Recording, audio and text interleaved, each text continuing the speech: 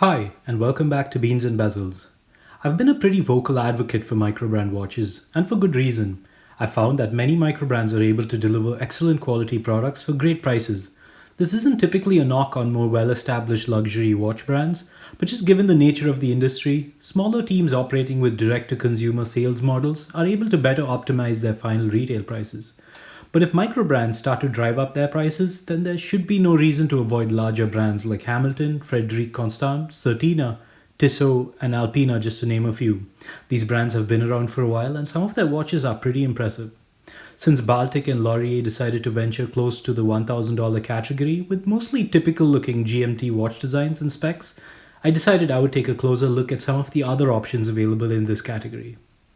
The Baltic and Lorier were very well received, but there are other GMT watches out there at similar prices.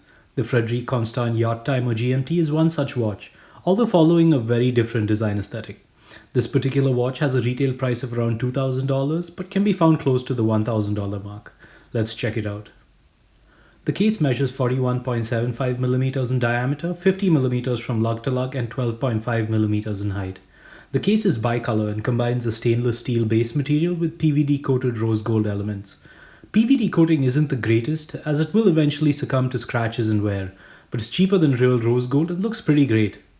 The polished case is very sleek with curved sides that elegantly extend out into a pair of lugs that have brushed top surfaces and polished bevels. The lug width is 21 millimeters, which is a bit unfortunate as it makes finding aftermarket straps a bit challenging. There is a rose gold bezel layer that is slightly recessed into the case, which I love. The bezel seats a flat sapphire crystal with plenty of AR coating. You then have a push-pull crown at the 3 o'clock position that is also rose gold and signed with the brand's logo on top. The crown is easy to grip and has no crown or stem wobble.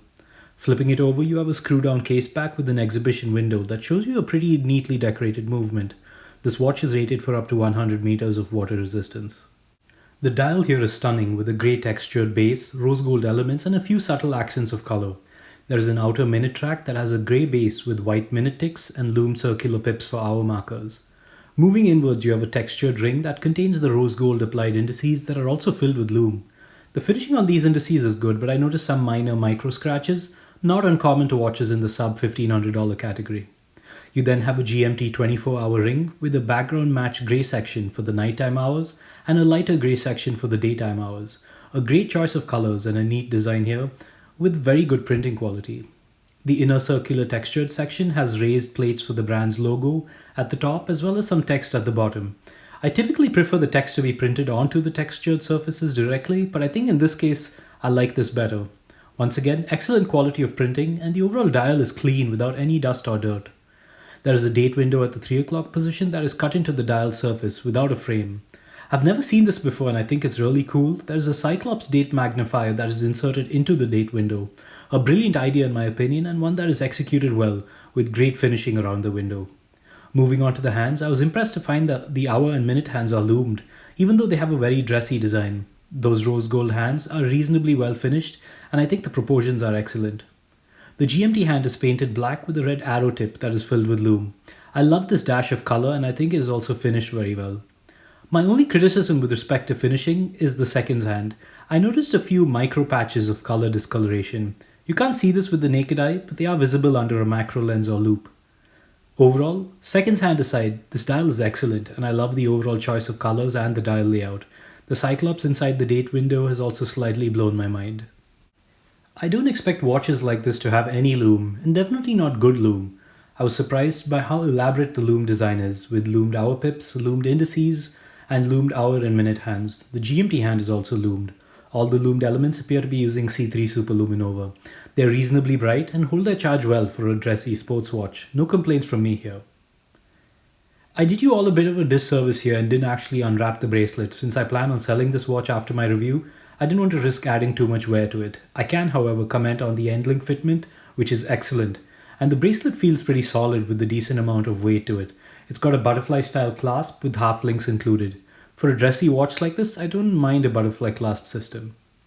This watch uses an FC350 movement, which is typically an ETA 2824 or a Sellita SW200 base movement with an in-house GMT module built on top of it. It has a beautiful rose gold colored rotor that is engraved with the brand's name. It appears to be reasonably clean too, indicating decent quality control protocol. On my time grapher, I was seeing about plus 9 seconds per day in the dial up position. So not the best regulation in the world, but still good accuracy within acceptable bounds for an ETA 2824 or a Sellita SW200. I typically avoid 42mm diameter watches for my 6 and a quarter inch wrist. I measured this one to be around 41.75 in diameter, 50mm from lug to lug, and roughly 12.5 in height.